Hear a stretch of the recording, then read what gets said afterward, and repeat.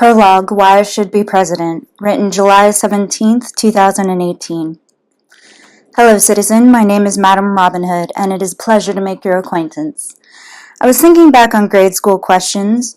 What do you want to be when you grow up? What can you be? What should you be? Over time, you distinguish between the wants and the cans until someday fully you have reached the ultimate moment where you must answer for yourself. What should I actually do? I consider how far I've come from what I wanted when I was young, how much I've learned I can and cannot do, and as I approach 35, my question to myself, now that I'm eligible to serve for the first time, is this.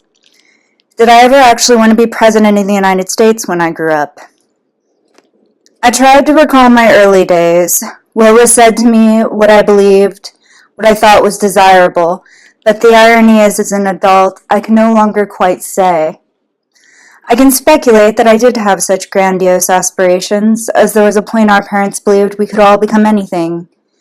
But I learned at a tender age that politics are neither just nor righteous, and a seed of perpetual mistrust towards them was planted when I lost second grade class president, by a single vote in a runoff.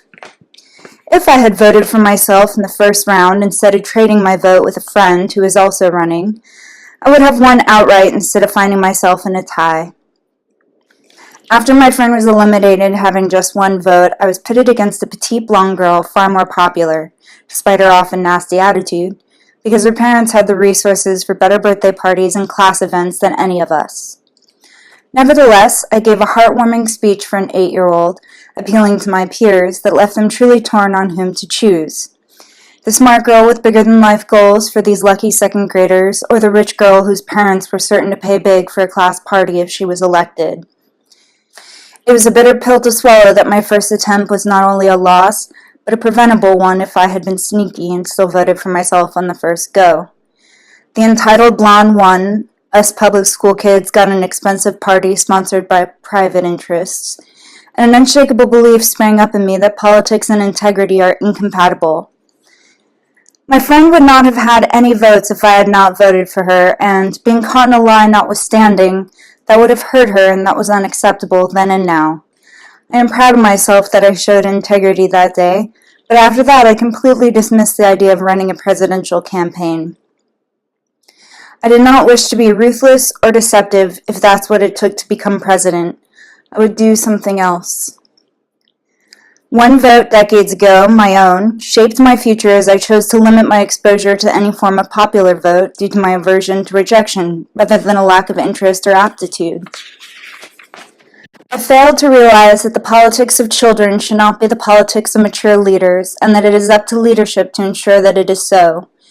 Adult leadership is not gained through a popularity contest of the most narcissistic and privileged, and an adult leader is not spoiled and vacant, gaining obedience only through unsubstantiated self-flattery and intimidation pointed at those with whom they disagree or do not identify. I reflect on that childhood experience and cannot help but to compare it to today's madness. How is it that we find ourselves in my second grade classroom in 1992, a quarter century later, when our president is a man in his 70s? What a perverse regression it is that a segment of the retired generation, like spoiled children, continues to demand all the money and power this country has to offer, to strip away all progress in furtherance of endless self-enrichment, stubbornly refusing to contribute even a fair share, while my generation, the majority of our parents and our children, the vulnerable future for our country and our primary care, are given scraps by comparison, leaving a majority of Americans in their prime with nothing except the burdens of everyone else. Our families must look to the futures, not indulge prolonging a sick and ignorant past that serves a privileged minority. We must be unshackled to take control of the leadership that is now rightfully ours.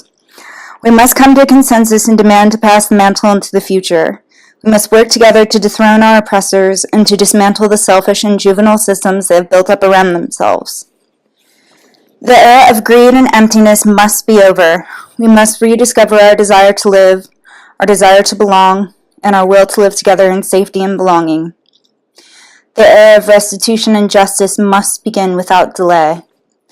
There is no time to negotiate and compromise with the evils of the status quo that are killing us, while we are deprived of basic fairness in our own country. We are pressured to mistreat and mistrust our neighbors. We are watching them murdered in the street by the authorities that tax us. We are under siege by denial, blame, and blind hate. By all this I can no longer abide, no longer sit aside, wring my hands, and pray for a leader to descend and be revealed like manna from heaven. I want to live fully, and I want all of humanity to live fully with me.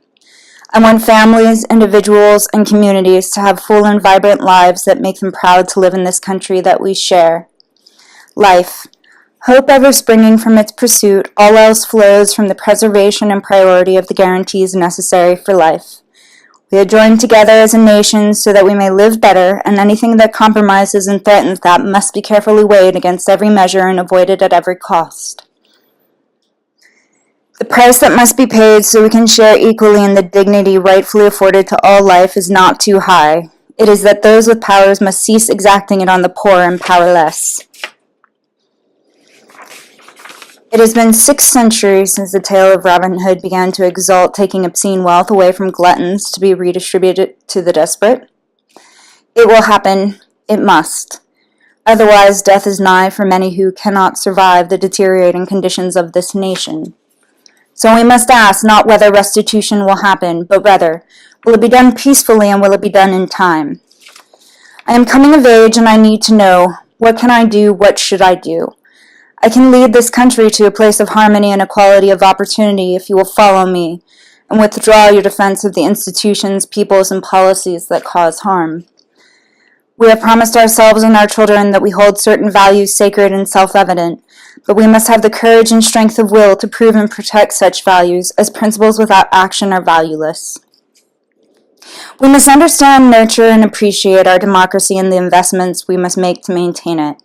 The great weight of the office of president is not desirable to any rational person who enjoys personal privacy, and I dare say the gift of breathing, given the assassinations of the great progressive martyrs like Abraham Lincoln, John F. Kennedy, and Martin Luther King in this country.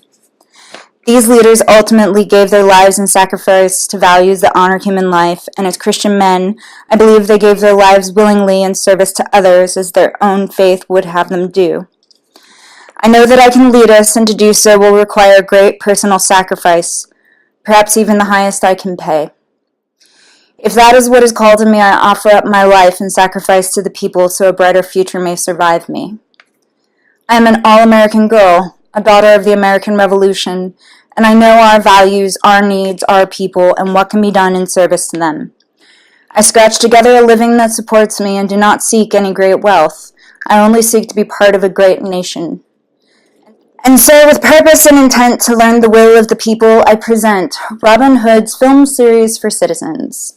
For the people's consideration, advice, and direction, I submit to you my thoughts, beliefs, ideas, and life, so that we may make an informed social pact between us what it means to be an American and what should happen in this country.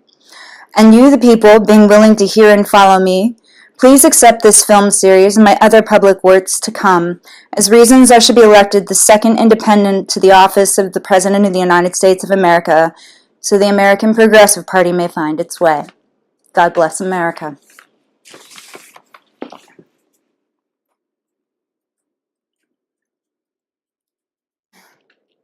Whew. Oh, the corset popped a button.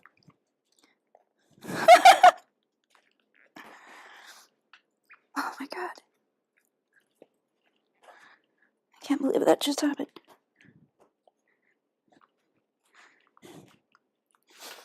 Oh.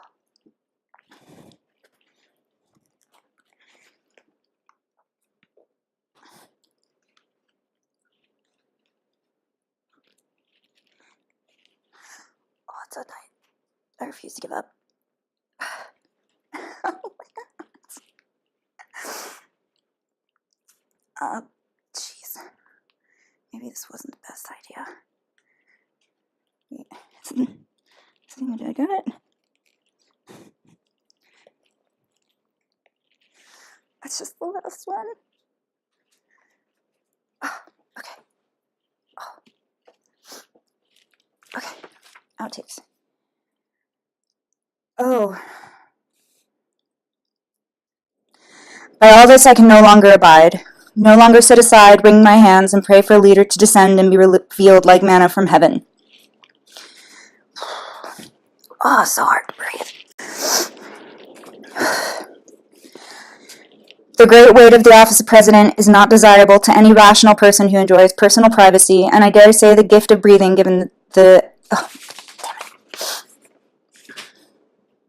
and so, with purpose and intent to learn the will of the people, I present Robin Hood's film series for citizens. For the people's consideration, advice, and direction, I submit to you...